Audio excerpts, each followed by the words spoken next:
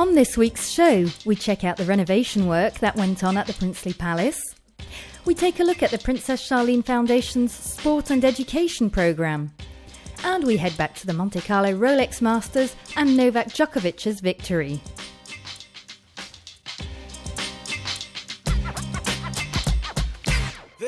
We start with this major building site that has been underway at the Princely Palace for several weeks now. Teams of specialists from all over France have come for the renovation and restoration work in the Cour d'Honneur. Facade after facade, the painting and stained glass windows have needed painstaking work. Le prince a décidé d'une restauration fondamentale des décors. The prince decided to carry out necessary restoration work on the decorative items of the Cour d'Honneur, one facade at a time, with the aim of achieving an authentic result using documents from the archives of the Princely Palace. Some documents were photos from the end of the 19th century, some were sketches that had been preserved from before the big restoration work that was done at the end of the 19th century. This will enable the return of a decor which is closer to that done in the middle of the 16th century, including for the northern facade of the Cour d'Honneur.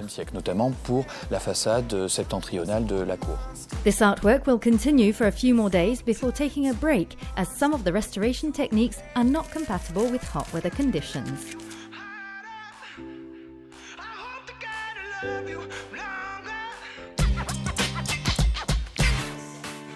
Several young underprivileged children from South Africa were able to travel to Monaco for a week as part of the Princess Charlene Foundation's Sport and Education programme.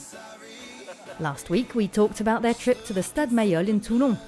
They were also able to take part in the Sunday Vote rugby tournament. During their visit, they were able to meet some Monégasque pupils so they could find out more about each other's everyday lives that are in some ways worlds apart. These kids who've come along today are children from very underprivileged backgrounds. A lot of them didn't have birth certificates, no passports. I'm sure you're all aware of who's made headlines as young Kelvin, who was walking 7 kilometers a day to school. So all of the camaraderie and the principle of uniting people through sport and bringing the two countries closer together, as the princess wanted to do through her foundation, has worked incredibly well.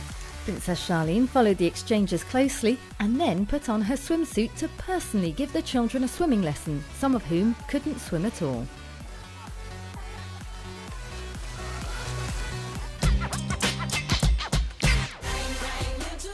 Time to talk about sports and the Monte Carlo Rolex Masters. Number 1 seed Novak Djokovic won for his second time in the Principality. However, his match against Thomas Berdych didn't start very well. The match was interrupted by rain for an hour or so, with Djokovic finally winning the first big clay court tournament of the year, 7-5, 4-6, 6-3. This bodes well for Roland Garros. Just before the final, the centre court of the Monte Carlo Country Club was renamed the Rainier III Court in the presence of Prince Albert II.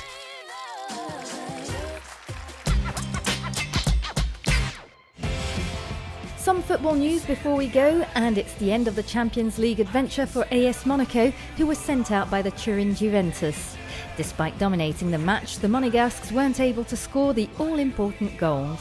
The Juventus team was strong in defence and never let their opponents through. The final score was 0-0, a great disappointment for the red and white team.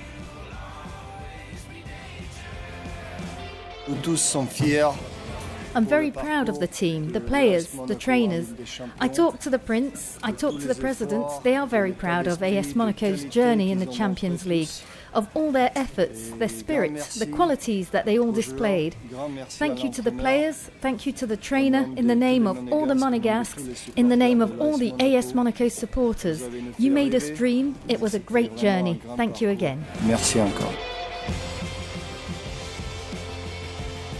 Time to go. See you next week.